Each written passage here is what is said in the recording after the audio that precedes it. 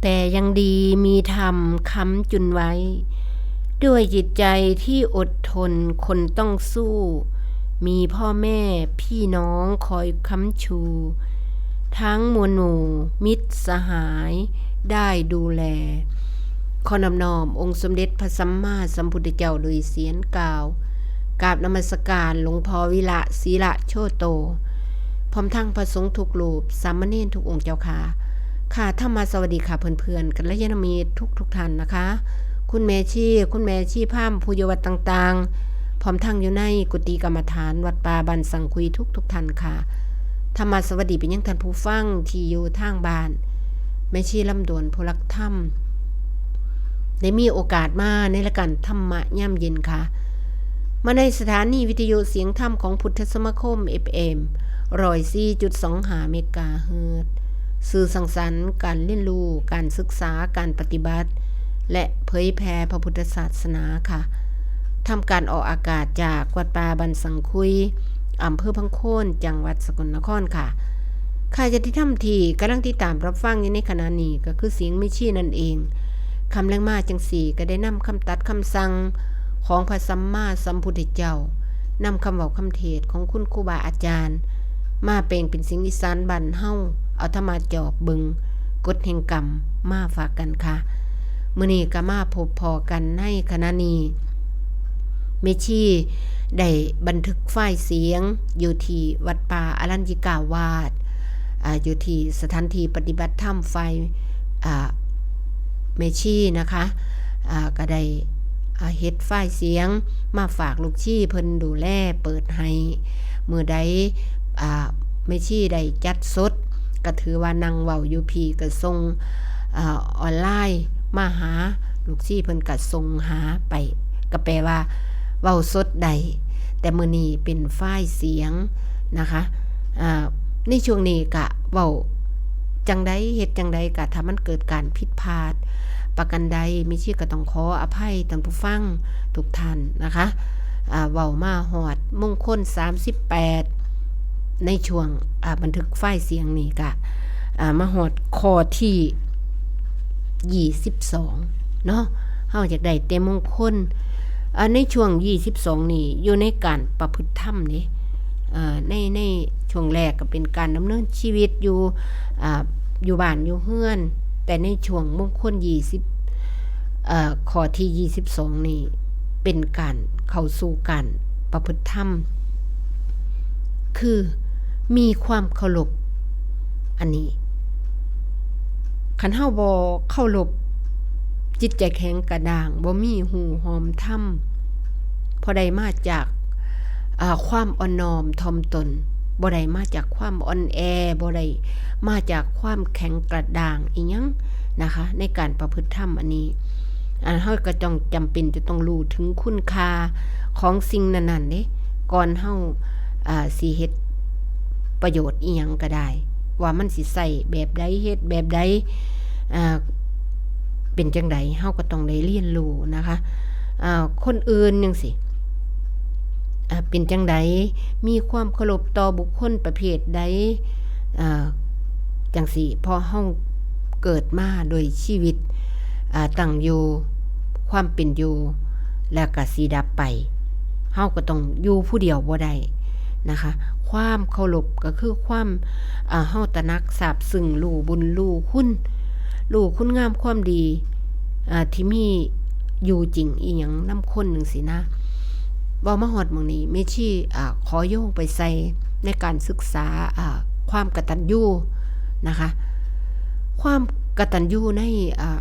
ที่เพิ่นพระพุทธเจ้าเพิ่นให้เฮามานั่นนะอันนี้เฮาสิเคารพผู้ใดก็ด้วยความจริงใจเคารพพ่อเคารพแม่เคารพในสิทธิเสรีบุคคลอีหยังก็อย่านะคะอันนี้บางเทื่อเฮาก็ต้องมีจิตใจมีความจริงใจแสดงออกถึงความอ่อนน้อมถ่อมตนอ่อนโยนคิดเห็นบ่แม่นเอาต่อหน้าจังนึงรับหลังจังนึงจังซี่มันเป็นไปบ่ได้นะคะอันนี้มาจากการที่อยู่ในความประพฤติธรรมอยู่ในหลักการที่ความเป็นมงคลไต่เต่าขึ้นมาฮอดหม้องนี้นะคะ มันสิมีปัญญาแม่นบ่คะอันนี้ถือว่ามีปัญญาหลายเฮาสิคิดเห็นคุณงามความดีของผู้อื่นจังซี่เฮาก็มีปัญญาทางธรรมเด้จังสิอ่านคนออกบอกคนเป็นจังสิเห็นมีสติปัญญาเพิ่นว่าจังสิได้ใช้ชีวิตอย่างคุ้มค่าเข้าสู่ในการค้นหาเจ้าของอันนี้เป็นเรื่องจริงนะคะคือว่าคนที่มีความเคารพต่อสิ่งอิหยังต่างๆในโลกของเฮานี่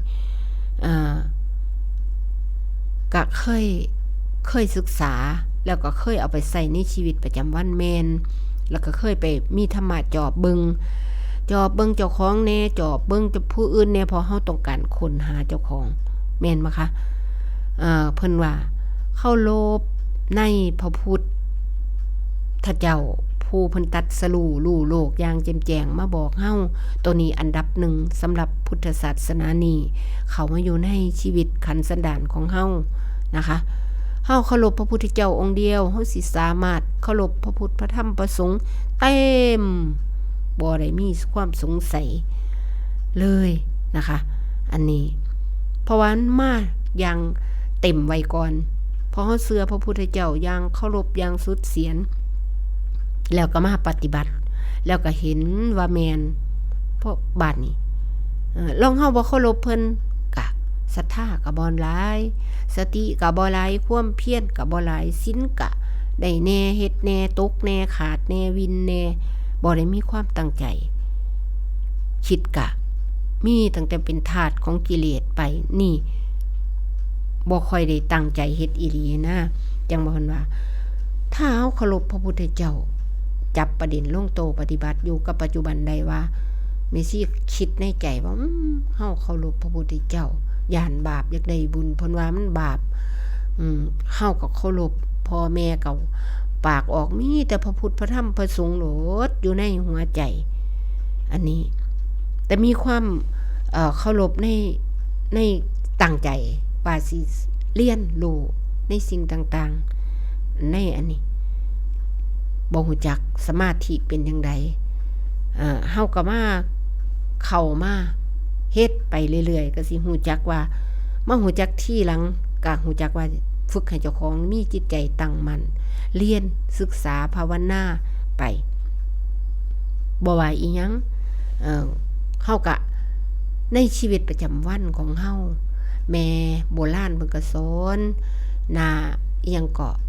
แม่ชีมักสิเจอเอามาเรียนเป็นตัวปฏิบัติในปัจจุบันใดเด้เพิ่นว่าเป็นครูเป็นคนมาเป็นผู้ย่าผู้ยิ่งแม่เพิ่นสอนโบราณเพิ่นว่าหน้าบ่สู่แขกปลาแดกบ่สู่ไหเว้าน้ำขู่น้ำข้นหูจักยิ้มจักแย้มใส่หน้าใส่ตาเบิ่งหูเบิ่งตาเขาเจ้าพ่อแม่เพิ่นสอนโอ้ยจือที่แต่มันสิเกินไปเสียงหัวขับฝ่าจนได้บอกว่าเศร้าลูกอย่าหัวดังหลายปากพ่นโตหัวพ่นเพิ่นบ่ดีเด้โบราณว่าเพราะว่าโอ้ยก็มาฝึกแต่มันก็ฝึกบ่ค่อยได้ดอกเป็นคนมักหัวเก่งหัวเลาะอันแม่อันสุนันยากับแม่อุบาสิกาซี่ลำดวนนี่ก็ว่ามันสิรุ่นเดียวกันพุ่นล่ะมันเป็นอารมณ์แบบว่าส่วนมากนี่เฮ็ดได้ยากนะเพราะมันเป็นอุปนิสัยมาในส่วนหนึ่งขน้อยสิมักเว้าตลกนิดหน่อยแล้วพรเป็นการคลายเครียดแล้วสิ่งที่มันมานำเว้าหัวเราะเสียงดัง เว้าก็ดังหัวเราะก็ดังปากพ่นโตหัวพ่นเพิ่นอยู่ยังวะบัดนี้ก็ค่อยมาฝึกไปดีกว่าเก่าหน่อยนึงแต่มันก็มานำเฮาแล้วจังซี่ก็อย่าหัวมันดอกว่าแต่บ่ไปเว้าพื้นท่านควรผู้อื่นบ่ไปเบียดเบียนผู้ใดเนาะเคารพในพระพุทธพระธรรมพระสงฆ์เคารพในตั้งใจไว้สิเรียนสิศึกษาในพระธรรมวินัยพระไตรปิฎกอันนี้ล่ะนะคะเคารพในเฮ็ดจังไดผีโดยอ่อนน้อมถ่อมตนยกมือใส่เก้าเท่าใส่หัวละสิยะสิเดินจงกรมนั่งสมาธิก็ได้ ก็เคารพอยู่ภายนอกก็ได้อันนี้กะเคารพไปในแม่พ่อแม่สอนนำนี่แล้วต้อนรับแขกเฮ็ดนำบางเทื่อมันก็บ่ฮู้จักก็จากเรียนจากประสบการณ์คือกันเด้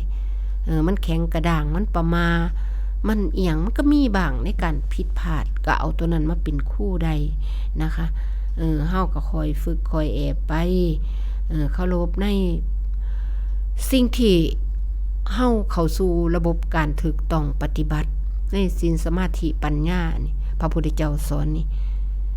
มันก็สิโอ้ยสิคิดเห็นว่าถ้าบ่มีเพิ่นมาบอกโอ้ยแต่แม่นเฮาสิบ่ฮู้จักพุ่นเด้อจิตใจมันอ่อนลงไปนะที่แรกก็เชื่อเพิ่นเชื่อโลดนะแล้วก็ปฏิบัติไปมันก็เห็นกิเลสตัณหาเล็กน้อยอันนั้นอันนี้มันก็เชื่อตามลำดับไปเด้ล่ะคันเฮาบ่ปฏิบัติไปนี่มันสิให้เข้าลบโลดนี่ก็บ่ทันฮู้จักปานใดแม่ซี่ว่าเฮาก็ต้องเชื่อซะก่อนนะคะ อันดีก็ได้ถือว่าตั้งอกตั้งใจไว้นะคะเฮ็ดจิตใจเฮาก็เข้าใกล้ๆเข้ามาวัดว่าอารามใกล้บ่มีพระพุทธเจ้าก็มี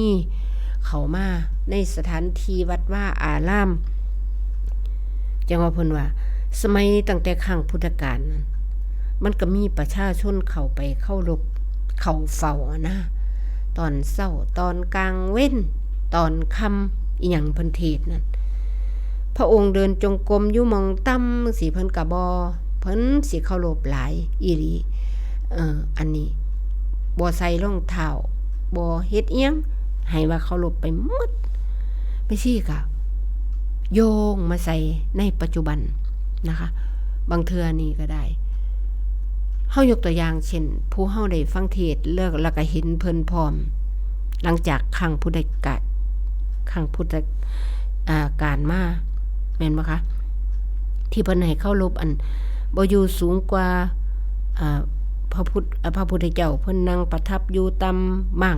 ที่เพิ่นบ่ให้ใส่รองเท้าใส่บาตรใส่หยังนำหมู่นี้ก็เป็นการเคารพแนวทางมาแต่เก่ากังห่มอันนั้นอันนี้ไปเจดีย์ใส่รองเท้ากังห่มนำหมู่นั้นนะเพิ่นก็มีหลักการสอนเฮาอันห่มผ้าอีหยังสิผ้าคลุมบาทั้งสองสิความหมายในเอาผ้าเบียงนี่เป็นใส่เป็นความเคารพนิสัยบัณฑิตตั้งแต่ครั้งพุทธกาลเพิ่นเฮ็ดนะสิสังเกตเห็นบ่พวกเทวดาเขาจะสิมีสบายเบียงแม่วัดแม่ว่าเห็นอยู่บ่เพิ่นสิใส่ผ้าสบายเบียงไม่สิคิดเอาดอกว่ามองนี่หมายความว่าโยงมาใส่ในการพิจารณาในหาเหตุหาผลโยงไปใส่กะแม่นนะคะในการห่มผ้าทุสุตาสะมันก็เป็นบ่จบบ่งามเนาะแต่ผู้เพิ่นห่มผ้าสบายเบียงแต่งตัวเรียบร้อยแม่วัดแม่ว่าอันนั้นอันนี้ผู้มาปฏิบัติธรรมผมจังสิมีผมจังสิก็มัดขึ้นไว้อย่าสะปล่อยผมอยู่ๆย่ายๆบ่คืออยู่บ้านเด้นุ่งสุดขาวปล่อยผมแล้วผมยาวๆปล่อยไว้ห้วยเห็นแต่ผีแม่นบ่วาดภาพเอาดอกว่าเห็นในหนังอันนี้เป็นไปได้นะคะจังว่าเพิ่นว่าให้มัดไว้รวบไว้อันใดอันดีก็ได้นุ่งสุดขาวก็ได้แต่งโตเป็นเมสีภาพมาอยู่วัดดูว่างสิกะพลิกออกมาในใส่สมควรอันนี้ก็ค่อยพิจารณาไปนะคะเพิ่นก็ให้เฮาเคารพในใจของเฮานั่นคือบ่ให้มันยิงพยองบ่ให้อหังการมามั่งการแม่นบ่คะถ้ามันบ่เคารพแล้วมันบ่ฟังความไม่ชี้ก็โยงมาใส่แม่ได้โตเฮาซุมื้อนี้คันเฮาบ่ศรัทธาไผมันก็บ่ฟังความเขาเจ้าแม่นบ่คะลูกหลานคือกันเว้าความเดียวกันนั่นล่ะแต่ว่ามันบ่เคารพผู้นั้นมันมาเคารพผู้นี้มันก็มาฟังความผู้นี้บางเทื่อพ่อแม่คือกันเคารพแม่หลายกว่าพ่อก็ไปฟังความแม่หลายบางเทื่อเคารพพ่อหลายกว่าแม่ก็ไปฟังความพ่อจังซี่นะเฮาสามารถปฏิบัติแล้วทดสอบทดลองอันนี้โดยที่ จิตใจความเคารพนี่สำคัญนะคะอันนี้ก็ได้แต่ต้องเป็นผู้มีปัญญาเคารพก็มีอันส่วนที่ผิดสิถูกได้เพราะเขาอยู่นำกันเฮาจะต้องได้ศึกษาเด้อันคันว่าเคารพเพราะมันไกลหม่องศรัทธาเด้มันต้องมีศรัทธาประสาทะความเหลื่อมใสเคารพนบน้อมผู้แล้วแม่นบ่คะตัวนี้มันจำเป็นจะต้องได้ใส่ปัญญาศึกษาว่าอันผิดอันถูกนี่กลับมาใส่ต้นบุญต้นคุณแล้วคือบาปบุญคุณโทษอันนี้แล้วเฮาต้องรู้ให้ได้ต้องแยกออกไปต้นทุกข์ก็คือกายวาจาใจอันนี้ต้นศึกษาธรรมก็คือบาปบุญคุณโทษอันนี้กลับมาหาอันนี้เฮาจะประเด็นลงโตปฏิบัติอยู่กับปัจจุบันนะคะตัวนี้เฮาสิไปไกลก็ย่าเรียนรู้ไปประเทศนอกประเทศหน้าก็ตามลงมาอยู่กายอยู่ใจเฮาน้อมไปเคารพไปเห็นพระพุทธรูปเห็นอีหยังนึงสิเฮาก็เคารพอยู่แล้วนะคะบางเทื่อนี่คนเฮาบ่เคารพแม้แต่หนังสือทิมทั่วทีบว่างตำลองเฮาไปศึกษาประวัติผู้เพิ่นเคารพยกตัวอย่างเช่นครูบาอาจารย์ในโลกปัจจุบันจังหลวงปู่หมั่นจังซี่ประวัติของเพิ่นนี่หนังสือธรรมะที่ทาอยู่ตำนี่เพิ่นสิบ่นอนเลยบ่ปีนตีนไปหาลองสิเอาขึ้นไว้สูงยกตัวอย่างนะคะแล้วเพิ่นเคารพอีหลีแม้แต่หลวงตาบัวผู้เพิ่นบรรลุธรรมนี่เพิ่นเคารพครูบาอาจารย์นี่โอ้ยคิดประมาทหน่อยเดียวก็ต้องได้จับประเด็นนะคะจังหลวงปู่อุลหลานี่ส่วนมากสิเคารพหรือเกรงกลัวอีหยังก็ตามจนว่าเป็นลมมันจิตมันอ่อนลงไปหลายมันตกใจหลายมันได้เฮ็ดผิดพลาดไปไม่ชี้เคยอ่านประวัติเพิ่นนะหลวงปู่อุลลาอยู่วัดที่แท่นหลวงปู่สิงห์ทองนะมีข้าวครั้งนึงเพิ่นเป็นเน้นอยู่กับหลวงตามหาบัวเฮานี่ล่ะบัดนี้อยู่แต่สมัยเพิ่นอยู่บ้านห้วยทรายอยู่กับแม่ชีแก้วนะแม่ชีเจียงแม่ชีแก้วแม่ชีอีหยังที่เพิ่นอยู่นํกันอยู่สำนักชีห้วยทรายน่ะแต่สมัยตะกี้มันอึดมันอยากมันลำบากครูบาอาจารย์นี่เพิ่นก็สู้ทุกข์สู้ยากมากคือกันเด้ได้ซอยคือกันซอยเมซี่พระสงฆ์พระซี่มันหลายย่ำบ่ายๆมานี่หลวงตาเพิ่นสิส่วนเน้นไปหักหน่อไม้ไปหาหน่อไม้ไปหาของมาซอยเมซี่นะคะแล้วก็เน้นอุลหลานี่เป็นเน้นอยู่กับหลวงตาบัวมหาบัวมาเพิ่นยังเป็นเน้นผู้บ่าวนะหลวงตาก็สิเป็นผู้ไปแบกกระสอบหน่อไม้ให้เน้นเป็นคนฮักวินัยเพิ่นรักษาไว้เคารพในวินัยนำนะคะแล้วมื้อนั้นเพิ่นลดซักผ้าอยู่ตากผ้าเพิ่นละเน้นละเพิ่นละบอกให้เน้นไปเฝ้าผ้าปีนพริกอีหยังนะบัดนี้หลวงตาเพิ่นก็เลยสิเอาไปหาบ้านเมซี่นี่ต้องมีเน้นหรือมีผู้ชายไปพร้อมไปเป็นหมู่เพิ่นก็รักษาวินัยเพิ่นไปหาแม่ยิ่งไปหาเมซี่นี่ต้องมีคนไปเป็นหมู่บ่ไปผู้เดียวนะวันนี้หลวงตาก็เลยมาบอกว่าบ่ต้องอันนี้ดอกให้ครูบาผู้อื่นมาเบิ่งแทนสิพระอาจารย์สิพาไปหาบ้านเมซี่ว่าซั่นเดี๋ยวจังอันนี้ดอกว่าซั่นอันจังไปนอนบ่ต้องไปนอนจังไดจังไปเข้าใจได้ยินพระหลวงตาบัวเพิ่นบอกว่าไปนอนซะเบิ่งดูความมันหันหลังใส่กันไปนอนซะให้ครูบานั้นมาเบิ่งแทนเพิ่นว่าบ่อยว่าหลวงตาอันเว้าแล้วเพิ่นก็ย่างกายไปก่อนเน้นคิดว่าเน้นสิย่างน้ำหลังเน้นได้ยินจังซั่นก็ฟ้าวปาออกไปครูบานั้นก็มาเบิ่งผาแทนเจ้าของเมื่อนอนอยู่กุฏินึกว่าแม่นพระอาจารย์ หลวงตาบอกให้ไปนอนซะให้ครูบานั้นมาเบิ่งแทนว่าซั่นหลวงตาก็ไปฮอดบ้านแม่ชีไปเว้าธุระคุยเอาเนตรคือบ่มาว่าซั่นหลวงตาเห็นจังซั่นแล้วก็นึกว่าบ่ฟังคำสั่งก็ฟ้าวย่างขึ้นมาพบผู้เพิ่นเบิ่งผ้าเฮาบอกแล้วเป็นหยังคือบ่ฟังว่าให้ไปสิพาไปบ้านแม่ชีว่าซั่นหลวงปู่อุ่นนี่ล่ะอุ่นล่าเนี่ยบัดนี้อันเพิ่นบ่ได้ว่าจังในหลวงตาก็สิใจหายกำลาบนะเพราะเพิ่นเป็นผู้ใหญ่เพิ่นบ่ได้สูญแต่ว่าเพิ่นต้องสอนว่าบ่ฟังความครูบาอาจารย์พ่ออันคำมาแล้วกู้ผ้าเรียบร้อยครูบาผู้เพิ่นไปเบิ่งผ้าแทนก็เลยมาสอนอันเน้นอันหลวงตาเพิ่นหายอยู่เด้ว่าซั่นเพิ่นเว้าว่าจังได๋ว่าซั่นเว้าเพิ่นว่ามาชวนเจ้าให้ข่อยไปเบิ่งผ้าทาแล้วเจ้าบัดนี้มานอนเจ้าเป็นจังได๋คือบ่ฟังเพิ่นว่าซั่นโอ้ยมันบ่แม่นจังซั่นอันนึกว่าแม่นหลวงตาเพิ่นบอกให้มานอนแล้วให้อันครูบาไปเบิ่งผ้าแทนว่าซั่นพอเว้าซำนั้นแล้วโลดเข่าอ่อนลงเป็นลมนอนนอกพื้นเลยจนว่าได้ไปบีบไปนวดเอากันหลวงปู่อุ่นหลานั่นเพิ่นเป็นคนอันอ่อนในใจของเพิ่นยอมรับผิดหลายนั่นแม่ชีก็พิจารณาเบิ่งโอ้ผู้เพิ่นอันนี้จังเว้าไปก็คือนึกไปถึงเว้ากับมาเว้าส่วนที่เรื่องที่ใกล้โตก็คือพระอาจารย์สังวานเฮานี่เด้บางเทื่อก็เพิ่นจะเป็นผู้ฟังครูบาอาจารย์หลายนะไม่ใช่ก็ดีใจคือกันเด้บางเทื่อแบบ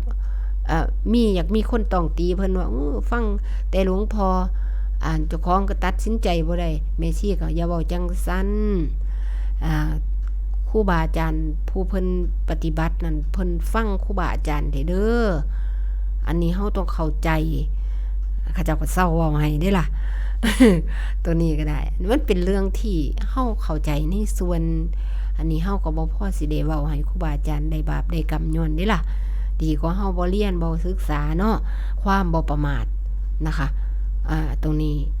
เฮาก็ต้องเข้าใจไปเลยในส่วนที่เสียเฮาก็พยายามตัดออกให้มันเกลี้ยงกับชีวิตเฮาตัวนี้เฮาหลักการของเฮาบ่ทิ่มว่าง่ายๆถึงใจเฮาสิบ่พอใจปานใดก็อย่าเฮาก็คิดหาเหตุผลให้มันลงตัวส่วนที่ดีไว้ก่อนอันนี้ก็เป็นแนวทางนึงที่เฮาฝึกบ่ประมาทนะคะเป็นเรื่องแม่ชีก็เคยอ่านหนังสือที่พระอัสสสิเด้แม่นบ่คะที่เพิ่นเทศให้พระสารีบุตรนี่บ่คันแม่นจำบ่ผิดนะคะถ้าเว้าผิดก็ต้องขออภัยครูบาอาจารย์หรือผู้รู้ที่เพิ่นเว้าเทศไปแล้วนี่เพิ่นเห็นถ้ำใดถ้ำได้ดวงตาเห็นถ้ำแม้แต่สินอนเพิ่นก็ยังกราบทิศครูบาอาจารย์เพิ่นนะคะอันนี้เพิ่นเคารพครูบาอาจารย์เฮาก็เอาตัวนี้มาใส่จิตใจมันมึนมันตื้อมันจิตใจอยากต่อต้านอยากเว้าพื้นครูบาอาจารย์เฮาก็ต้องได้งดไว้บ้างพิจารณามันเป็นเรื่องของเพิ่นเฮ็ดบ่ถูกพระเฮ็ดกับพระบาปอาจารย์เฮ็ดกับอาจารย์บาปเฮาเฮ็ดหยังบ่ได้เฮาบ่ไปส่งเสริมเฮาหยุดการกระทำของเฮาในการส่งเสริมส่วนที่มันผิดจังซี่ไม่สิคิดแบบนี้เด้คิดแบบนี้มาตลอดนะคะพอรักษาเฮาบ่รู้ก็ย้อนเฮาศึกษาอ่านประวัติจังซั่นจังซี่ย่านบาปนะบางเทื่อเพิ่นเป็นผู้บริสุทธิ์เฮาไปเว้าวาจาของเฮามันก็จะเสียจังซี่แต่ถ้าเพิ่นก็เลยมามีหลักการแข็งกระด้างในส่วนหนึ่งคือกันเด้แม่ซี่เล่นบักบ่ยอมเด้อันนี้เว้าธรรมาจอบเบิ่งจังว่าเพิ่นว่าพระจังไดแม่ออกก็จังสั่นแม่นตัวนี้แม่นเด้เอายกตัวอย่างเว้าธรรมาจอบเบิ่งสู่กันฟังเนาะจากประสบการณ์บ่เว้าซื่อเว้าวัดดอกเพียงแต่เอายกมาเป็นอุทาหรณ์สอนใจล่างเทื่อนี่แม่นเพิ่นคิดโตซ่อนเล่นของเพิ่นก็บ่กล้าเว้าให้เฮาฟังเพิ่นก็บ่กล้าใส่พร้อมนี่ ตัวนี้เป็นตัววัดผลนะคะเป็นตัววัดผลเพิ่นก็สิไปใส่ผู้เพิ่นทอกันเพิ่นใส่ได้เขาก็เป็นหัวอ่อนค่ะว่าเข้าลบกับเพิ่นบอกให้ไปเฮ็ดบาปก็ไปเฮ็ดจังซี่ไปเฮ็ดบาปตัวยกตัวอย่างเพิ่นอยากซอยแซมันบ่เพิ่นก็สิไปสั่งเพิ่นอยากลาบเป็ดจังซี่เพิ่นก็สิไปสั่งผู้เพิ่นเคยเฮ็ดให้กันพระอาจารย์ก็ได้จังซี่นะมื้อนึงบาดเมซี่สิเป็นงานเมซี่ไปเป็นต้นขั้วให้เพิ่นรับผ้าป่ารับกฐินฉลองโบสถ์อีหยังนี่ล่ะไปเป็นต้นขั้วบาดนี้เพิ่นก็สั่งกันอีหยังก็บ่รู้ล่ะว่าอยากแหนมดิบนี่นะแหนมดิบนี่เอามาแล้วก็ก้อยกุ้งพร้อมเพิ่นสั่งกันมาเรียบร้อยบานมันละมีผู้นึงมาสั่งแม่ชีอีกพอแม่ชีเป็นต้นขั้วเป็นแม่อุบาสิกาที่เฮ็ดเป็นแม่ต้นขั้วนะเป็นผู้จัดการในการเฮ็ดแม่ขั้วเลี้ยงรับงานนะเพิ่นก็เลยบอกว่าอันเอากุ้งอันนี้มาก้อยแล้วอันสมอันนี้ก็เอาสดแบบเอาบักพริกดิบฮักอีหยังทำนองนี้ขน้อยก็เลยแนมเบิ่งหน้าผู้มาสั่งเป็นแม่ออกเพิ่นนั่นล่ะขน้อยก็บอกว่าเรื่องจังซี่บ่เฮ็ดนำเพราะอันบ่แม่นข่อยบ่เฮ็ดคันว่าทางได้บุญข่อยอยากได้บุญข่อยก็สิบ่เอาบุญแบบนี้ผู้แล้วเว้าใหญ่ๆเด้ แม่ซี่ก็ได้เจ้าจะเฮ็ดก็เฮ็ดโลดอย่ามาสั่งข่อยแล้วข่อยก็บ่เฮ็ดนำข่อยบ่เอาบุญแบบนี้ก็เลยวาจั่งซี้ก็เว้าเท่านั้นเขาเจ้าก็บ่มากล้าใส่เด้เขาเจ้าก็ไปเฮ็ดไปให้กันไปถวายนะเรื่องจังซี่ถ้ามันเป็นบาปอีหลีเฮาก็ปฏิเสธเต็มปากเฮาเลยนะคะพอแม่ชีเคยศึกษาในกฎตัวนึงที่มันนอกเหนือไปจากกรรมบท10หรือว่าอีหยังนะที่เคยศึกษาเคยเรียนมาในส่วนที่พ่อแม่เพิ่นพาเว้าบ่พากินมั่งสัง10อย่างแล้วก็อาหารดิบถ้าเป็นผู้ปฏิบัติอยู่ในไตรสิกขาอันนี้นั่นอย่าไปกินเด้อลูกขน้อยจื้อได้มันสิบ่เห็นหน้าพระเมตไตรเพิ่นสิสอนแบบนี้ เพิ่นพาเว้าแบบนี้มันต้องสุกกินสุกอันดิบนั่นบ่ให้กินมันเป็นยักษ์เป็นผีแม้แต่คนผู้ปฏิบัติอยู่นำศีลเข้าถ้ำจังซี่เพิ่นก็ยังบ่กินบัดนี้พระมาสั่งเฮาโอ้ยเฮาฟันธงเลยบ่เอาบุญแบบนี้ไม่ซี่ว่า แต่สมัยเป็นอันโยมอันเฮ็ดรับพระปานะรับอันงานเป็นแม่งานว่าง่ายๆเฮ็ดอาหารน่ะต้นขั้วว่าง่ายๆก็เลยมาโยงในการประพฤติปฏิบัติเพิ่นก็บ่กล้าใส่เฮาแล้วเพิ่นก็เกรงใจเฮาคือกันเด้อันนี้มันก็เอื้อกันคือกันเอื้อกันบางเทื่อสิเป็นพระสิดีไปเบิดสิเข้าใจไปเบิดแนวทางที่ตรงนี้นี่เพิ่นก็บ่มาใส่เพิ่นก็บ่สนิทแต่ว่าเคารพนับถือแต่ว่าเฮาก็เฮ็ดนำเพิ่นคือกันนะคะอันนี้จังว่าเฮาตั้งใจศึกษาไปโลดนะคะมันสิมีอำนาจของมันอยู่ในหันล่ะรับรองว่าบ่อ่อนแต้มรับรองนะคะบ่หาแต่ไปหายยากด่าหายดีหายยากอิหยังดอกบ่เป็นเหตุเป็นผลใหม่คือใหม่ใช่คือใช่เจ้าซัวก็คือเจ้าซัวเจ้าเฮ็ดผิดก็คือเจ้าเฮ็ดผิดนี่ล่ะความด่าเฮาแม่นบ่คะตัวนี้จังว่าพอคุณกับพระเดชที่หลวงพ่อเว้าให้แม่ชีว่าบ่มีพระเดชด่าคนบ่เป็นอีหยังทำนองนี้มั้งแต่ว่านี่ล่ะคือเจ้าเฮ็ดตรงนี้บ่ถูกเจ้าก็บ่สมควรสิอยู่หม้องนี้เจ้าสมควรหาหม้องอยู่หาหม้องไปเว้าดีๆแบบนี้ล่ะก็ได้หนีได้ล่ะขน้อยก็บ่ไปรายงานหลวงพ่อเพราะว่าเขาสิเอาหลวงพ่อไปมาลงมาเว้าถ้าบ่ถามหลวงพ่อสิบ่อันนี้อันสินะเราก็ได้ออกจากวัดเพราะหยังว่าติจับประเด็นหมู่เพิ่นก็เห็นหลายอย่างเอานี้ไปอยู่ห้วยแสงแม่ผู้ไทยเราก็มาบอกว่าจังซี่ ยามมื้อแลงมานุ่งสุดขาวเอาขวดลิโพไปใส่เหล้าขาวพุ่นความลี้ลับอับจนเพิ่นแล้วมันก็เสื่อมเสียเฮาก็บ่ปล่อยอันดับแรกก็ได้แม่นบ่คะเฮาก็สิบ่ดึงครูบาอาจารย์เพิ่นมาตัดสินให้ให้เขาเว้าโลดไปเว้าพื้นเฮามันจังสั่นจังสี่แม่อุบาสิกาว่าไปเจ้าข่อยเสยแต่เว้ยอยู่นำข่อยพี่เขาบ่เดือดร้อนกับเจ้าโลดแล้วนี่คือในการเว้าใหญ่ เว้าใหญ่ใส่กิเลสนะอันนี้ก็เป็นเรื่องที่สามารถเว้าได้เลยว่าถ้าอยากมีอำนาจอย่าเฮ็ดผิดมีหลักการมันมีอำนาจของมันอยู่หั่นเว้าก็เป็นประสิทธิภาพในสอนลูกสอนหลานบางเทื่อผู้เป็นแม่เว้านำลูกเขาก็บ่ฟังถ้าย้อนคิดไปถึงเหตุอีกล่ะเฮ็ดอีหยังล่ะเขาจังบ่ฟังแม่ก็มักไปเฮ็ดให้เขาได้เว้าหรือแต่ไปวัดไปว่าซื้อเลขก็เบิดเท่านั้นด่าลูกด่าหลานความอารมณ์เพิ่นว่าสิเฮ็ดเขาวัดฟังธรรมกับเขาไปซะข้าวนึงถึงเติบกลับมาสวยอีกแล้วนี่ล่ะมองนี่ล่ะมองเขาดูถูกทำได้แม่ซี่ว่าอำนาจมันเลยเบิดเขาว่าสั่นเฮาเฮ็ดอีหลีจริงใจ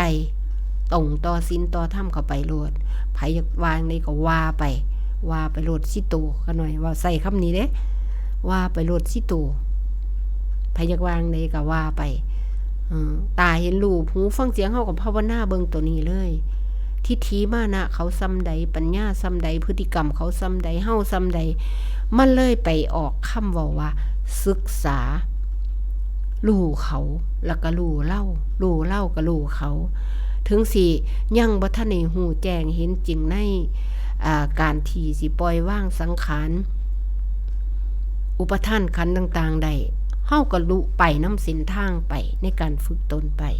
นะคะตัวนี้เฮาก็อยู่ด้วยอาการอยู่ด้วยกิริยาให้มันควบคุมดูแลตัวเองไปเรื่อยๆล้มลุกคลุกคลานได้บ้างบ่ได้บ้างจังซี่เฮาก็คอยเฮ็ดไปนะคะอันนี้เคารพในความดีของผู้อื่นตัวนี้ตัวสำคัญถ้าเฮาบ่ผ่านในการประพฤติเข้าสู่เส้นทางเฮาบ่สามารถที่สิอ่านคนเป็นไม่ซี่ขอรับรองได้มองนี้แต่ถ้าเฮาฝึกศึกษาอยู่ในระบบความถูกต้องในศีลสมาธิปัญญาในการจอบเบิ่งเฝ้าสังเกตมานี่มันสิอ่านเจ้าของอ่านผู้อื่นไปได้ปัญญาย้อนอันกตัญญู3อย่างนะเมซี่จื้อได้กตัญญู3อย่างกตัญญูในสิ่งของในเฮาเฮ็ดตอบบุญแทนคุณผู้มีคุณต่อเฮานั่นเฮาก็เฮ็ดไปจิตใจอ่อนน้อมถ่อมตนใส่คุณพ่อคุณแม่คุณผู้เพิ่นมีคุณเฮาบ่ลืมคุณครูบาอาจารย์เฮาก็คอยเฮ็ดคอยทำไปบัดแล้วในขณะที่ตรงนั้นแล้วเฮาก็อยู่กับการประพฤติธรรมเด้ปฏิบัติธรรมมาไปเรื่อยๆเพิ่นเฮาฮู้จักคุณเพิ่นเฮาก็แบ่งเพิ่นกินมีหมู่กองสองสันกัลยาณมิตรคอยให้เจ้าให้คอยตอบแทนบุญคุณกันอยู่ในระดับต้นๆแบบนั้นนะคะกตเวทีนั่นอีกมาตอนกลางๆในบาทนี่ความดีส่วนหนึ่งมันมาซึมซาบอาบลดในใจของเฮามันสิอ่านเจ้าของมาได้ระดับหนึ่งในบาทนี่ว่าเจ้าของเป็นจังใดเฮ็ดจังใดอยู่จังใดเพิ่นเว้าให้เฮาก็ต้องฟ้าวมาหาเจ้าของเป็นคือเพิ่นว่าอยู่บ่เพิ่นติเพิ่นเตียนเพิ่นหายเพิ่นยากเป็นจังใดตัวเฮ็ดแบบใดค้นหาตัวเองบัดนี้เฮาก็เอาออกไปอ่านใส่ผู้อื่นผู้เพิ่นเว้าให้เฮาเป็นจังใดมันก็ไปพบเหตุพบปมว่า1นิสัยเพิ่นชอบเว้าให้แต่คนนิสัยเพิ่นเป็นจังซั่นบ่แม่นคนดีปานใดมีนิสัยพาลหลายนิสัยของเพิ่นในขณะนี้คนนี้เพิ่นเว้าให้เฮาย้อนเพิ่นขัดผลประโยชน์เพิ่นเคย ทำบุญปนโลภอยากได้หน้าอยากได้ตาถ้าเฮาไปเกิดการแข่งดีกับเพิ่นสิเหยียบเล็บเฮาจังซี่สิวิเคราะห์แบบนี้นะคะเฮาต้องลบเขาใส่ถ้ำนี่เด้บ่ได้ลบหน้าตาได้เฮ็ดคือเก่าเว้าคือเก่าเขาอยากวางได้ก็ว่าไปเฮาก็บ่ไปอึ้งตึงคือหมอบ่สั่งบ่เอาบ่เป็นนิสัยของเฮาก็ลบเขามาทำหูเท่าทันบัดนี้เฮาก็สิอ่านเป็นเฮาก็สิแยกแยะเด้โอ้ผู้นี้มีดีแบบนี้ผู้นี้มีชั่วแบบนี้อ่านผู้อื่นอ่านเจ้าของพร้อมเพราะเจ้าของบ่เห็นเจ้าของเด้มันต้องไปจอบเบิ่งผู้อื่นนำเมซี่เล่นมักจังซี่นะปฏิบัติเว้าแชร์ประสบการณ์เฮาก็คอยเบิ่งไปโอ้ผู้นี้เรามีคุณสมบัติเรามีดีแบบนี้ซ้ำนี้เด้นี่เรามีนิสัยเยือกเย็นเราเว้าดีเราบ่เว้าให้คนโอ้ยสาธุหลักการของเฮาคนบ่เว้าให้คนนี่เฮาดีไว้ก่อนเด้เพราะว่าจาของเพิ่นได้ล่ะแต่ว่าโอ้คนผู้นี้คันแม่นเพิ่นจิตใจเย็นบ่เข้าไปเผาทั้งในคือสิดีส่วนมากสิไปจับประเด็นในบ้านนี่จับประเด็นไว้เพิ่นสิใส่สายตาลิ้วตาหยิกปากพร้อมแต่บ่เว้าโอ้คันแม่นเล่าอันบ่เว้าทางใจเนาะพร้อมนี่โอ้เราคือสิดีเราเป็นผู้บรรลุธรรมพุ่นเด้คนผู้นี้เนาะเพิ่นว่าอันนี้คือการวิเคราะห์หาปัญญาเจ้าของดอกนะคะบัดนี้มันก็น้อมมาใส่เจ้าของถ้าจังซั่นเฮาก็ต้องพัฒนาจากข้างในออกมาข้างนอกเฮาคิดดีไว้ไปแล้วก็เฮ็ดดีเว้าก็เว้าให้มันดีๆเขาไว้ก่อนอย่าไปเป็นโทษผู้อื่นจับผิดเจ้าของไปเรื่อยๆมันก็สิว่าไปพอมารู้ทีหลังแม่นคือความพระพุทธเจ้าสอนนี่ล่ะเฮาเฮ็ดยังบ่ได้ก็อย่าแต่เฮาจับประเด็นที่มันถูกต้องมาสอนตัวเองไปเรื่อยๆเรื่อยๆมันอยากเว้าก็อดเอาปากติงยุกยักพุ่นก็ให้ฮู้ธรรมศาสตร์ว่าคนเฮามันชอบของเสียจิตใจมันไหลลงต่ำมันการประพฤติธรรมสายดับทุกข์สายนิพพานมันท่วนกระแสมันต้องปีนน้ำสิไหลขึ้นผู้ใดบ่นี่เฮาก็ต้องเอาข้อเปรียบเทียบปอนมันเว้าไปเฮ็ดไปนะคะตัวนี้ถือว่ามันพองล่มบ่ได้ก็จับประเด็นมาหูที่หลังบ่ยากครูบาอาจารย์เอาสมมุติออกเอาตัวกูออกเอาทิฏฐิออกมานะออกความเห็นออกนั่นสิมันก็จบแล้วเพิ่นว่าโอ้คือสิง่ายแท้บัดมาเบิ่งมันแม่นความเพิ่นความเห็นของเฮานี่ให้เอาออกพอฟังทางโลกิยะปฏิบัติให้มันจะต้องตั้งชื่อตั้งเสียงเพราะต้องมีสมมุติขึ้นมาต้องเว้าต้องจาต้องได้ต้องเสียอยู่ในบุญในกรรมแต่ฝากทางโลกุตระนี้ต้องเอาออกหมดเกลี้ยงไปได้ความคิดย้อนอันหลวงปู่ซ่านะฟังเทศเพิ่นมื้อนึงเพิ่นไปบิณฑบาตนะบ่รู้ว่าในหนังสือเล่มใดไปอ่านแต่มันจือบ่ลืมได้ความคิดย้อนเพิ่นฟังเทศครูบาอาจารย์ก็ได้เพิ่นบิณฑบาตมาเพิ่นละเห็นควายดำเข้าควายดอนกินหญ้าอยู่ข้างทางเพิ่นก็เลยคุยกับพาลูกศิษย์เพิ่นเพิ่นละเห็นควายดอนเพิ่นละว่าควายดำเพิ่นละว่าจังซี่ผู้นั้นก็เถียงแล้วมันบ่แม่นควายดำจังได๋ควายดอนเถียงไปบ้านเพิ่นก็เว้าเชิงเรื่องสมมุตินี่นะก็เลยมาเข้าใจโอ้มันสมมุติว่าบัดแล้วก็โยงมาใส่ในการประพฤติปฏิบัตินะแม่ชีก็โยงมาใส่ส่วนที่ใกล้โตของเฮาเด้มันจังเข้าใจไปแม่นสิไปไกลก็ยานะคะต้องลงโตปฏิบัตินี่คือต้องมาอยู่กับปัจจุบันที่ในกายในวาจาในใจของเฮาหรือสิ่งที่ไกลโตเฮานะคะโยงมาใส่ในมิชีผัดเป็นพี่สาวผู้ธรรมจอเบิงเนาะเป็นพี่สาวผู้ใหญ่ต้องเลี้ยงน้องเบิงเขาออกลูกออกเต้าก็ต้องมาขอดทั้งน้องทั้งผัวทั้งเมียได้ลูกได้เต้ามาเฮ็ดมันให้เขามาเบิงเขาแทนแม่บอกง่าย ได้มาแล้วก็ต้องมาตั้งซื้อให้ร้านซื้อเล่นซื้อจริงเอียงก็ว่าไปมันก็เลยมันก็ตกลงว่าโอ้แม่นความเพิ่นเฮาตั้งขึ้นมาแม่นความเพิ่นน้อเพราะว่าก็ใจเฮาก็น้อมเข้าไปมันก็เชื่อเข้าไปว่าอันนี้เป็นสมมุติอันนี้บัดนี้บางเทื่อมันจริงมันจังเข้าไปเขาก็ดีโตก็ได้บาดนี้ลางเทื่อเอาใจไว้ก็บ่ฟังอย่าหลงสมมุติอย่าหลงสมมุติมันคือซัวตายแต่ว่าด่าเจ้าของเด้ลางเทื่อมันฮู้จักอยู่ว่าเป็นสมมุติแต่มันบ่รู้จริงก็ด่าเจ้าของมาใจเฮามันหลงไปมันติดมันยึดคักมันสิเอาจังซี่จังซั่นน่ะนะอย่าหลงสมมุติอันนี้ความนี้เมซี่ก็เอามาใส่เด้ในอุบายการฝึกตนแม่ยกไม้สิเอาไปใส่ก็ได้นะคะลองเบิ่งเอาไปเทียบใจเฮาไว้เวลาเฮาใจเฮาหลงไปเพราะทุกเรื่องนี่ฝึกบ่ให้เจ้าของหลงเท่านั้นเด้แล้วก็เอาโตทิฏฐิออกเอาโตบัญญัติออกคือมันว่าเอาสมมุติออกมันก็อยู่กับเจ้าของเบิ่งจิตเบิ่งใจไปไหลมาได้น้ำเพิ่นได้ล่ะ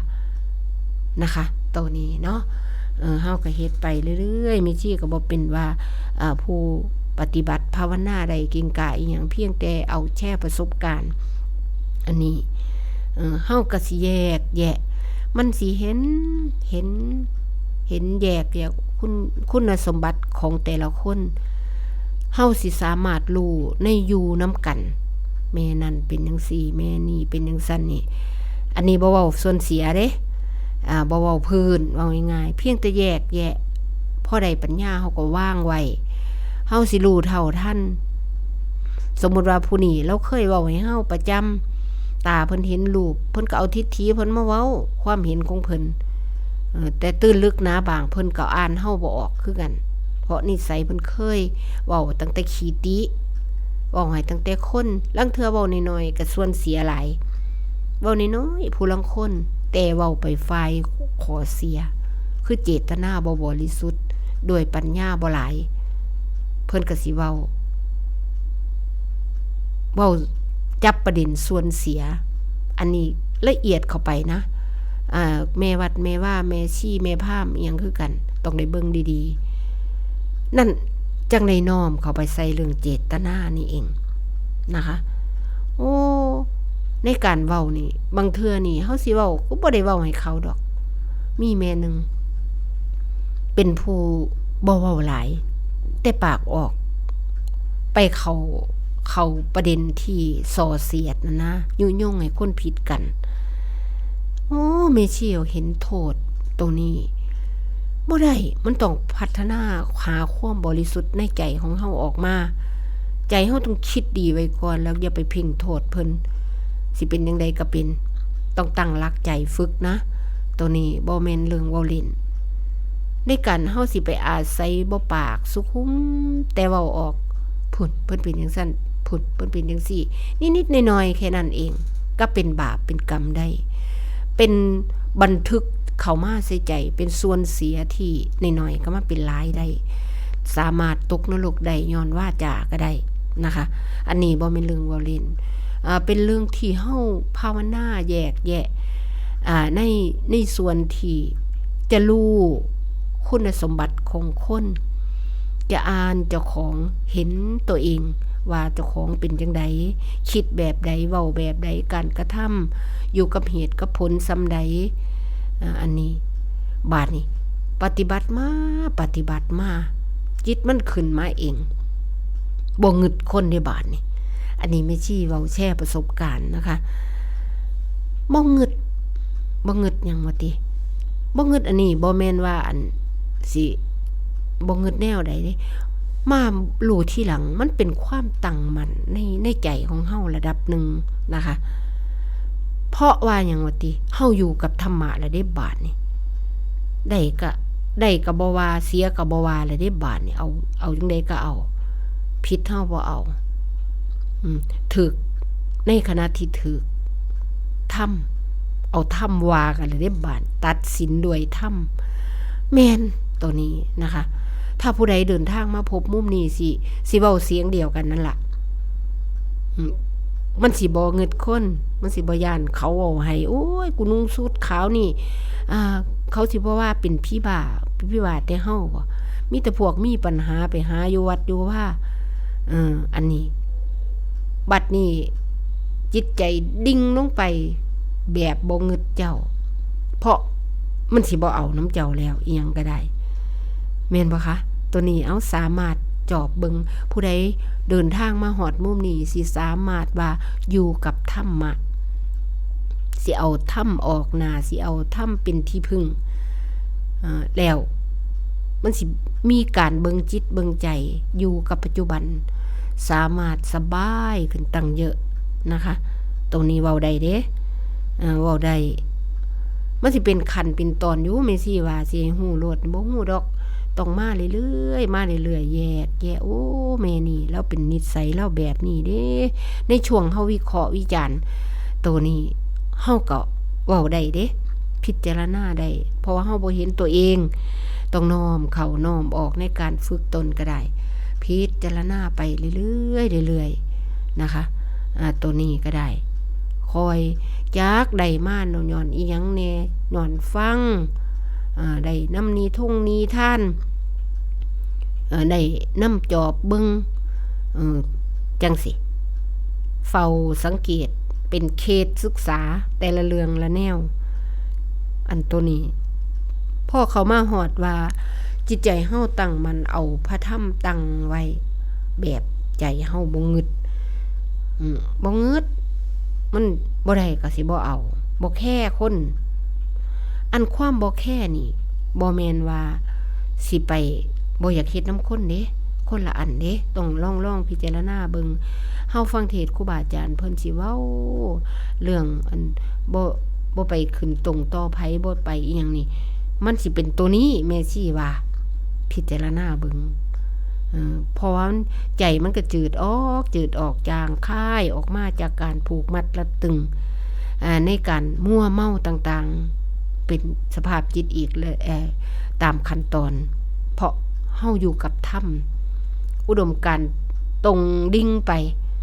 นะคะเพราะมันก็ฮู้เรื่องกฎไตรลักษณ์ไปเข้มเข้าไปเรื่อยๆพอมันบ่มีหยังบ่สิบ่เอาหยังอันนี้สั่นบ่แม่นมันสิบ่ได้อีหยังอันนี้สั่นนี่เป็นเรื่องเป็นไปได้นะคะเฮาสิว่าเอาบ่ได้เพราะว่ามันต้องเรียนเรื่องความรู้สึกให้ชัดเจนไปเรื่อยๆนะคะเบิ่งใจหาความบริสุทธิ์ให้ตัวเองให้ได้ด้วยกายด้วยวาจาด้วยใจอันนี้เฮ็ดไปเรื่อยๆนะคะถือว่าเฮากะสิได้มาง่ายๆโดยที่บ่ได้ตั้งอกตั้งใจประพฤติธรรมเพิ่นเว้าจังได๋ก็เฮ็ดไปพระพุทธเจ้าสอนจังได๋ก็ประพฤติไปเรื่อยๆนะคะตัวนี้มันต้องมีการเคารพล่ะมันจังนอบน้อมเนาะคนเฮาก็เพราะว่ามันมาไกลกับศรัทธาเด้ศรัทธาแล้วปัญญาก็ออกมาอยู่ไกลสติอยู่ไกลความตั้งมั่นมันเป็นระบบที่เครือข่ายหลายๆอย่างแต่มุ่งเข้าไปหาจุดเดียวไม่ใช่ว่าเนาะอันนี้ก็คอยฝึกคอยแอบไปคอยเฮ็ดคอยทำเพราะชีวิตมานำกรรมเป็นตัวหมุนมันสิหมุนแต่ละคนมันบ่คือกันแต่ถ้าผู้มองเสียว่าจาตาเห็นรูปมันก็สิเว้าเสียออกไปเลยแต่ถ้าจิตใจเพิ่นดีเพิ่นเข้าใจรู้เท่าทันกิเลสตัณหารู้เท่าทันสภาพของคนเฮานี่มันก็บ่ได้มารบกวนเฮาง่ายปานใดเพราะจิตใจสภาพปล่อยวางนั่นเองนะคะตัวนี้เนาะเฮ็ดไปเรื่อยๆนะคะเฮาเคารพในธรรมอันนี้ก็ได้ก็คือจังไม่ชี้ตั้งอกตั้งใจสิ่งอื่นในการสร้างการแปลงการหยังก็สิเฮ็ดตามเหตุตามปัจจัยตั้งใจไว้เด้ในช่วงแรกเฮาก็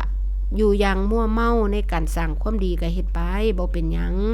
นะคะเดี๋ยวมันสิรู้เองถ้าเฮาภาวนาไปนำมีปัญญาไปปลูกต้นไม้ส้นโฮมบังเฮาเฮ็ดไปเต็มสตรีมคืออิทธิบาท4ตั้งไว้เฮ็ดงานหยังก็ตามนะคะผู้เบิ่งที่ข้างนอกนี่เกือบว่าเฮาเป็นบ้าพุ่นละว่านะคะเฮ็ดหยังก็ได้มันตั้งใจเฮ็ดแต่มันก็มีลิมิตของเฮามีอุดมการณ์เฮ็ดบ่เบียดเบียนผู้อื่นเฮ็ดแล้วอย่ามีปัญหานั่นเองนะคะถ้าเฮ็ดมีปัญหาความนั่นละความนี่เฮ็ดแล้วก็เอาโตไปข่มผู้อื่นตัวนั้นบ่แม่นความดีที่พระพุทธเจ้าสอนนี่ต้องเป็นบารมีให้ได้ความดีที่พระพุทธเจ้าพาสร้างบารมีนี่คือความดีที่บ่ยึดคล้องเฮาจับประเด็นลงโตปฏิบัติได้นะคะศีลกะบ่ยึดคล้องเพราะว่ามันออกจากเจตนาแล้วก็เฮ็ดด้วยไหลไปไหลมาตามบ่เบียดเบียนบ่ขัดข้องบ่คุ้นเครื่องบ่มีปัญหาท่านก็คือกันเสียสละออกไปเพื่อไปเฮ็ดอนุเคราะห์สงเคราะห์เฮ็ดแล้วแล้วก็แล้วเฮ็ดแล้วแล้วก็แล้วเฮ็ดหลายๆไหลน้ำเสียออกก็คือน้ำขี้ที่น้ำติดยึดน้ำหมู่นั้นแล้วก็เลยได้มาจากความดีที่มันบ่มีโทษเกี่ยวไปโง่มากก็อยู่แต่หม่องเก่าอันนี้ล่ะบ่ไปไสดอกเว้าก็เว้าความเก่านะคะอันนี้ก็ได้ธรรมะก็ได้ประกาศธรรมเว้าไปไม่ชี้ก็เว้าพอได้สอนเจ้าของเพราะว่าหยังว่าติการที่พระพุทธเจ้าเพิ่นว่าอันสิ่งที่เว้าไพเราะนี่มันบ่แม่นว่าเว้าแนวอื่นนี่มันเว้าธรรมะเด้อันใดเป็นธรรมะนี่จะไพเราะเพราะว่ามันใส่ได้ในชีวิตประจำวันประโยชน์ตนประโยชน์ทันประโยชน์ปัจจุบันประโยชน์เบื้องหน้าประโยชน์อย่างยิ่งพุ่นน่ะว่าธรรมะนี่ก็ได้ไม่ชี้ก็เลยบ่เคยขี้คร้านปานใดนะคะตั้งใจไว้เพราะมันเป็นประโยชน์แก่เจ้าของเว้าแล้วบางเทื่อก็ได้ตั้งภาวนาเว้าบางเทื่อสิ่งที่บ่รู้มันก็ออกมาในใจของเฮามันก็คอยหูจักคอยซึมซาบอาบรสก็เลยประเด็นเสื้อพระพุทธเจ้าว่าทางบรรลุธรรมมีอยู่5ทางหรือ4ทางบ่เจอได้การแสดงธรรมเฮาว่าแม่นครูบาอาจารย์จังไม่ซี่บ่ได้แสดงประกาศธรรมเอาประกาศธรรมเพราะว่าหลวงพ่อเพิ่นว่าดีเจพวกผู้ปฏิบัติธรรมประกาศธรรมก็ถือว่าได้เว้าธรรมะก็ได้เว้าไพเราะนำเพิ่นก็เอาบ่ได้ด่าลูกด่าหลานเนาะเว้าคันว่าเป็นมิตรกัลยาณมิตรก็เป็นมิตรแนะประโยชน์มาชวนกันทำคุณงามความดีละเว้นความชั่วเว้าสู่ลูกสู่หลานฟังซ้ำมันมีลมอีกหน่อยมันเบิดลมมันก็สิบ่ได้เว้าเสียงมันยังเปลี่ยนไปแขวมันเหี่ยแก้วมันโวกมันเฒ่าไปเปลี่ยนไปสติปัญญาเว้าแล้วก็หลงเว้าแล้วก็ลืมเว้าแล้วก็เป็นมันบ่ได้คือเก่าแม่นบ่คะแต่ธรรมะนี่ถ้าเฮาบันทึกใส่ใจของเฮาแล้วก็เว้าไปนำจิตใจของเฮามันเข้าใจซำใดก็ภูมิซำใดก็เว้าไปซำนั้นล่ะนะคะเฮาก็ฝึกตนไปบางเทื่อก็ได้เฮาก็ฟังเทศน์ฟังธรรมสงบระงับไปมันต้องมีผลต่อการประพฤติเนาะอันนี้ก็ได้แค่เฮาตัดไปทั้งปฏิบัติธรรมไปบ่ไปดูหมิ่นบ่ได้ไปเว้าคมขี้ยกตนข่มท่านมีจิตใจพ่องออกมาว่าข่อยเก่งจังซั่นจังซี่อันนั้นก็กูอันนี้ก็กูอันนี้เฮาต้องพยายามตัดนะคะไม่ใช่ก็รอพางไว้ รอพางไว้สิเฮ็ดคือโตคือแผ่นดินว่าซั่นภาวนาไปยามมันมากโอ้ยโพโวขึ้นมาแผ่นดินจังได้อันนี้ก็ได้เตือนมันโอ้ยอย่าหลงสมมุติว่าสิมันก็มูดลง เงียบไปแล้วแต่นะคะสิใส่อุบายแบบใดก็ใส่ไปโลดจอบเบิงเฝ้าสังเกตไปชีวิตคือการเรียนรู้อีหยังสิเกิดขึ้นกับชีวิตเฮาต้องเรียนรู้เฮาต้องสอบให้ผ่านมันบ่ผ่านกะยาต้องเรียนล้มลุกคลุกคลานไปเด้อจังได๋ก็ได้มันสินั่งหลับก็นั่งหลับไปหูเมื่อขึ้นก็เอาอีกนั่งสมาธิก็ได้นอนสมาธิก็คักเติบเมื่อเอาอยู่นี้แค่เฮาบ่ทำบาปทำกรรมทางกายเฮารักษาไว้มันหยาบๆนี่ใจของเฮานำก็ฝึกไปมันสิคอยเข้าใจไปตัวเนาะจังใดก็ได้เฮ็ดไปลังเทื่อไปอ่านประวัติครูบาอาจารย์จังหลวงปู่ขาวนี่โอ้เพิ่นเฮงเป็นคนโกรธคือกันครูบาอาจารย์ผู้เป็นพระอรหันต์โยนแม่มาเข้าในนิมิตอันนี้เรื่องประวัติเพิ่นก็ได้ก็โทนบินอยู่เลยด่าพระด่าเนียนอยู่วัดก็ได้เพิ่นอารมณ์นะเพิ่นยังมีความโกรธมันคุมไว้บ่อยู่หลวงปู่ด่าหมู่นี่สีกผ้าใส่เน้นจนเน้นให้แต่เพิ่นก็ฝึกในสัจจะในความแก้วกล้าของเพิ่นอันนี้เฮาก็ยกเพิ่นมาเป็นตัวอย่าง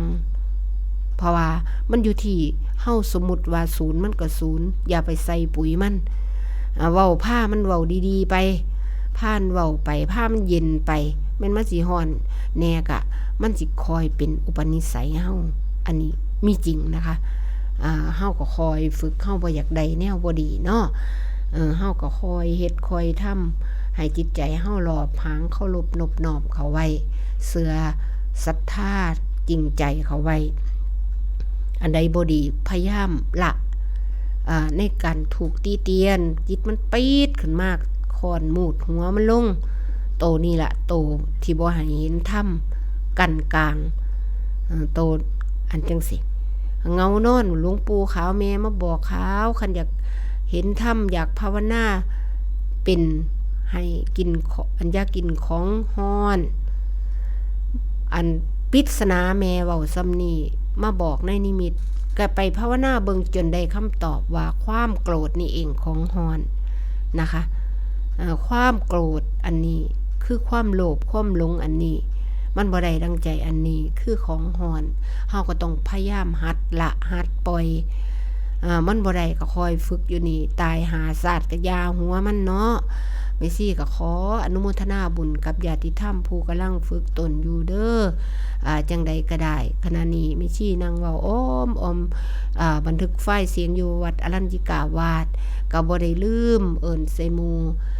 บ่ได้เอิ้นชื่อขานนามผู้ฟังรายการธรรมะยามเย็นจาก 4:00 นไปหา 5:00 นวันจันทร์ถึงศุกร์ตามปกตินะคะแล้วถ้ามื้อใดเฮ็ดได้บ่มีปัญหาทางอินเทอร์เน็ตกะลูกซี่เพิ่นกะถ่ายทอดไปทางสถานีกะได้เว้าสดนะคะสำหรับโทรศัพท์กะส่วนตัวมันโทรบ่เป็นเรื่องเป็นราวหลายก็บ่มีผู้ใดมาโทรหาขาหน่อยล่ะเพราะว่าลางเทื่อมันก็บ่อยู่นำกันกับคนลางเทื่อมันก็เสียความรู้สึกแม่ที่ก็ต้องขออภัยนะคะจังใดก็ได้เนาะถ้ามีอันนี้ก็บอกข่าวหากันอยู่แล้วล่ะอยู่อำเภอสว่างซองดาวเจริญศิลป์อยู่อำเภอวาริตพังโคนพะละนาในเขตฟังสถานีวิทยุว่านอนจังซี่นะคะนอกจากผู้เพิ่นเบิ่งอยู่ไกลมื้อนี้เวลาเบิดลงแล้วสิขอจากลาท่านผู้ฟังไปก่อนเว้าผิดตกก็ขออภัยในเด้อค่ะผิดใจก็ขอโทษขอนำบุญหาเพื่อนกัลยาณมิตรทุกท่านนะคะขอพระสัทธรรมจงตั้งมั่นในใจผู้ค่ะและท่านผู้ฟังปรารถนาสิ่งใดที่ชอบประกอบด้วยธรรมก็ขอให้สมประสงค์ด้วยเถิดสำหรับมื้อนี้ธรรมสวัสดีค่ะ